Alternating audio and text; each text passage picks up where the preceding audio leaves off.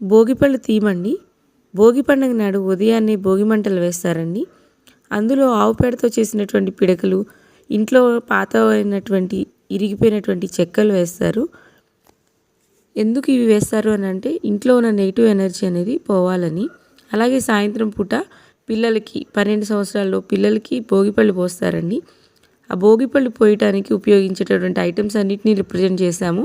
రేగిపళ్ళు, అలాగే డబ్బులు, పూలు, అక్షంతలు కలిపి పిల్లలకి 3 సార్లు దిష్టి తీసి పోస్తారండి తల మీద. ఎందుకు పోస్తారంటే వాళ్ళకి నరదిష్టి, అలాగే గ్రహపీడలు పోవాలని. తల మీద బ్రహ్మరంధ్రం ఉంటుందండి. ఆ బ్రహ్మరంధ్రం మీద భోగిపళ్ళు పోయటం వల్ల వాళ్ళకి జ్ఞానం పెరుగుతుందని భావిస్తారు. అలాగే భోగిపళ్ళని బద్రీ ఫలాలని కూడా అంటారు. సూర్యదేవుడి ఆశీస్సులు పిల్లలకి ఉండాలని, వారి ఆరోగ్యం చల్లగా ఉండాలని, విష్ణుమూర్తి ఆశీస్సులు ఉండాలని